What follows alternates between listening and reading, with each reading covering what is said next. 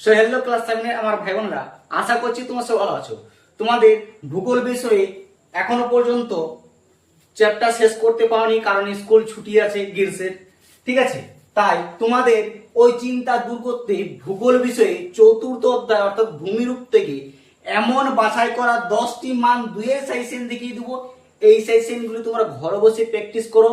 School ছুটির পর তোমরা যখন স্কুলে পরীক্ষা দিতে যাবে, দেখবে এই প্রশ্নগুলি হুবহু কমন 100% চলে এসেছে।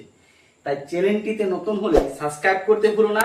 সাজেশনগুলো ভালো লাগলে বন্ধুকে অবশ্যই শেয়ার করে জানিয়ে দাও। দেখো, প্রতিটা প্রশ্ন এক একটি করে ভালোই করে খাতায় লিখে নাও এবং তোমাদের টিউশন স্যার বা স্কুল স্যারের সঙ্গে সাহায্য করে প্রতিটা উত্তর করে নেবে। আর তোমাদের পরবর্তী কোন ভিডিও বা কোন বিষয়ে সাজেশন চাই আমাকে কমেন্ট করে জানিও। আমি সেই সাজেশনটা যত শীঘ্র সম্ভব তোমাদেরকে দেখিয়ে দেবো। দেখো, প্রথম প্রশ্ন হচ্ছে সবচেয়ে বেশি গুরুত্বপূর্ণ, চতুর্থ অধ্যায় থেকে অর্থাৎ ভূমিরূপ ভূগোল বিষয় ক্লাস 7 এর তোমাদের। দেখো, ভূমিরূপ বা বৈচিত্র্য কাকে বলে, ভূমিরূপ বৈচিত্র্য কাকে বলে অথবা পর্বত কাকে বলে, এই প্রশ্নটি দুটি আলাদা আলাদা ঘুরিয়ে দিতে পারে অথবা দিয়ে। ঠিক আছে, দেখো 2 নম্বর, ভঙ্গিল পর্বত কাকে বলে অথবা আগ্নেয় পর্বত কাকে বলে। এই প্রশ্নগুলি এতটাই গুরুত্বপূর্ণ যে তোমরা দেখে বুঝতে পারছো যে কতটা ইম্পর্টেন্ট হতে চলেছে ভূমিরূপ থেকে সেকেন্ড ইউনিট টেস্ট থেকে। এইগুলির মধ্যে তোমরা 100% শিওর 2 নম্বর যেমনই কমন প্রশ্ন দেখ তোমরা পেয়ে যাবে।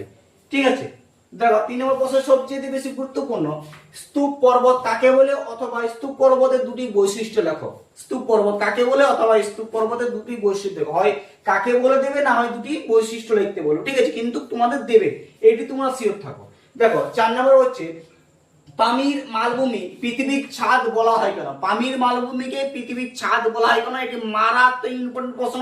এটি তোমাদের ধরো স্কুলে হুবহু কমন চলে এসেছে বা পড়তে চলেছে, এটি তোমরা নিশ্চিন্ত থাকো। পামির মালভূমিকে পৃথিবীর ছাদ বলা হয় কেন, বিশাল ইম্পর্টেন্ট প্রশ্ন।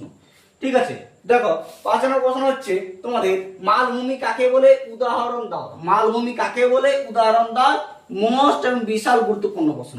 যতগুলো তোমাদের প্রশ্ন বলছি, একটি প্রশ্ন কিন্তু ছেড়ে যাবে না, ছেড়ে গেলে কিন্তু মিস। জানোই তো যে প্রশ্নটি ছাড়বে সে প্রশ্নটি পড়ার বেশি চান্স আছে।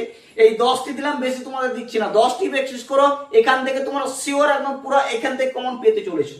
ঠিক আছে, দেখো 6 নম্বর প্রশ্ন হচ্ছে, মালভূমিকে টেবিল ল্যান্ড কেন বলে অথবা সমভূমি কাকে বলে। এই দুটো প্রশ্নের মধ্যে বিশাল ইম্পর্টেন্ট প্রশ্ন আছে। দুটো প্রশ্নের মধ্যে যখন একটা প্রশ্ন ঘুরিয়ে দিবে কিন্তু তোমাদের দিবে, হয় দিতে পারে মালভূমিকে টেবিল ল্যান্ড কেন বলা হয় অথবা সমভূমি কাকে বলে।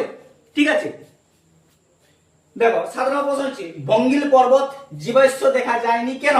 ঠিক আছে, ভঙ্গিল পর্বত জীবাশ্ম দেখা যায় না কেন বা যায় কেন, এই প্রশ্নটি মার্কিং ইম্পর্টেন্ট, একটু ঘুরিয়ে দিতে পারে কিন্তু প্রশ্ন দিবে। ঠিক আছে, তোমাদের সাজেশনগুলি কেমন লাগছে অবশ্যই কমেন্ট করে জানিও। আর আরো তোমাদের অলরেডি অনেক সাজেশন আমার ইউটিউব চ্যানেল ছাড়া হয়ে গেছে, সেগুলো তুমি যদি না দেখে থাকো আমি ডেসক্রিপশনে লিংক দিয়ে দেবো, সেখান থেকে তোমরা দেখে নিতে পারো। প্রতিটা বিষয়ে তোমাদের সাজেশন দেওয়া হয়।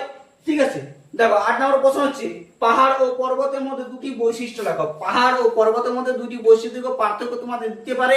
ঠিক আছে, বা বৈশিষ্ট্য দিতে পারে, এই প্রশ্ন ঘুরিয়ে দিতে পারে, পার্থক্য দিতে পারে, না হয় বৈশিষ্ট্য, কিন্তু যে কোনো একটা দিবে।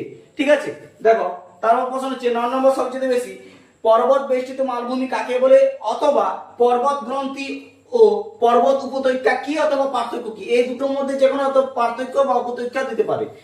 দেখো, এত গরমের মধ্যে তোমাদের ক্লাস করছি, ফ্যান চালাইনি, কারণ যাতে তোমাদের শুনতে অসুবিধা হয়। ঠিক আছে, দেখো 10 নম্বর হচ্ছে, পৃথিবীর অভ্যন্তরীণ ও বহির্জাত প্রক্রিয়া বলতে কি বোঝো।